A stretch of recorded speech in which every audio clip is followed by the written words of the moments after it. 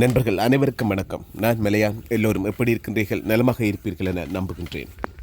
நேற்றைய தினம் வெள்ளாவளி பிரதேச செயலாளர் பிரிவுக்குட்பட்ட பிரதேசங்களுக்குள் அத்துமீறி நுழைந்த யானைகளை கட்டுப்படுத்துகின்ற காணொலியே தாங்கள் பார்த்து கொண்டிருக்கின்றீர்கள்.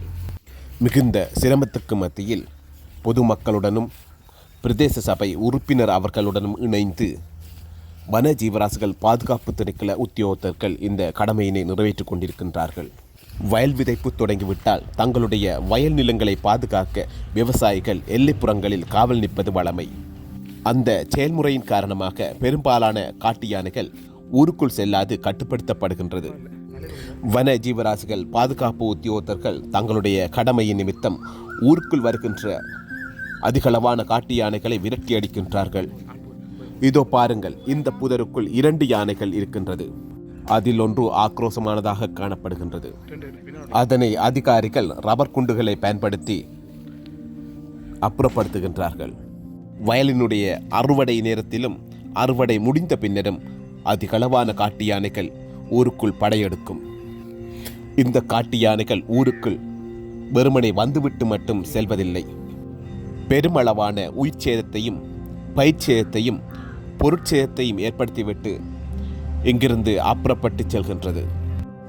மிகுந்த போராட்டத்தின் பின்னே இவைகள் இங்கிருந்து அப்புறப்படுத்தப்படுகின்றது. நீங்கள் பார்த்து கொண்டிருப்பது நேற்றைய தினம் மாத்திரம் விரட்டியடிக்கப்பட்ட யானைகளை.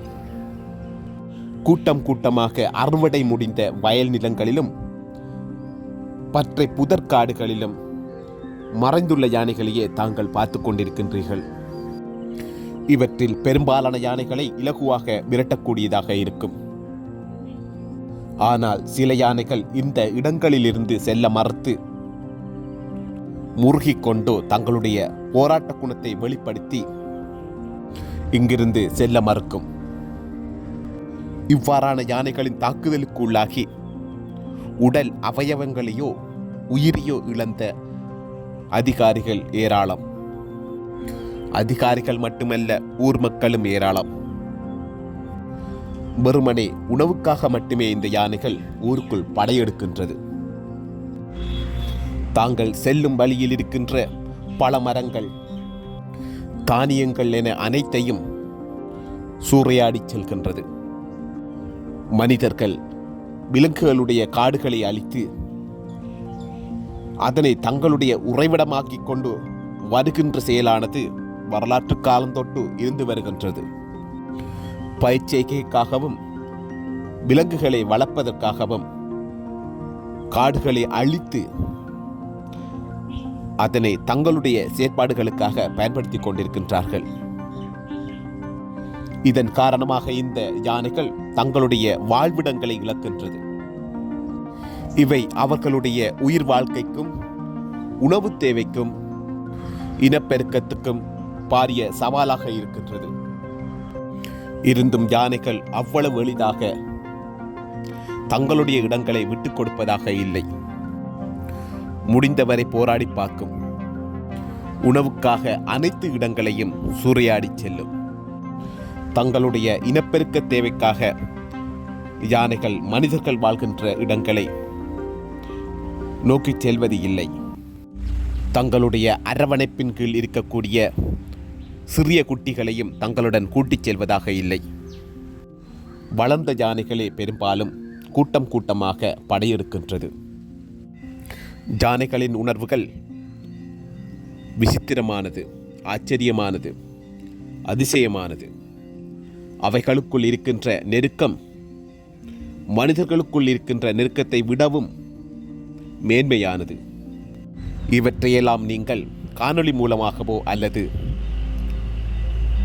கதைகள் வழியாகவோ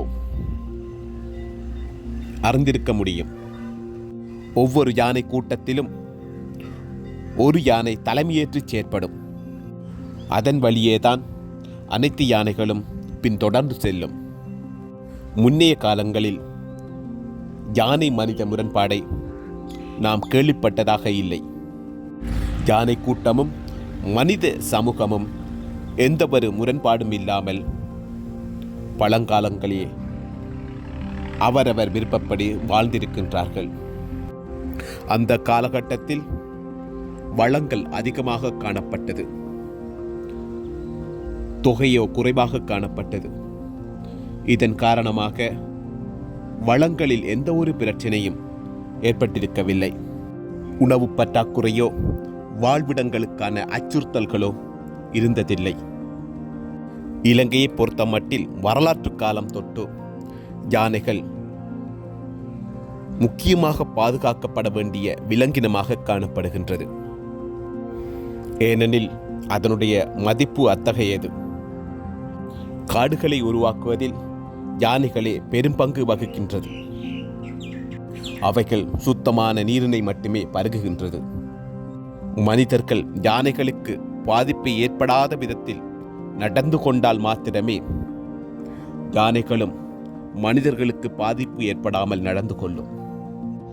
நவீனம், அபிவிருத்தி என்ற பல்வேறு பெயர்களில் நாம் வளங்களை அழித்துக் கொண்டிருக்கின்றோம், சூறையாடிக் கொண்டிருக்கின்றோம்.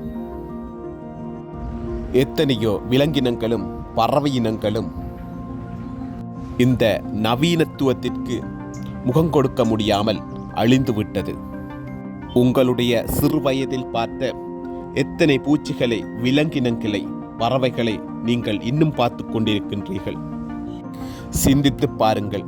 நம்மளுடைய நவீனம் அவற்றையெல்லாம் அழித்து விட்டது.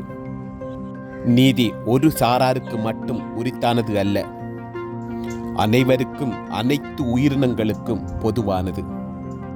நாம் சிந்திப்போம் எம்பக்கத்தவரை, மீட்டெடுப்போம் இயற்கையை. இது போன்ற காணொளிகளை பதிவிட நான் ஆவலாகவே இருக்கின்றேன். தொடர்ந்தும் உங்களுடைய ஒத்துழைப்பை தாருங்கள். மாற்றம் ஒன்றே மாறாதது. நன்றி, வணக்கம்.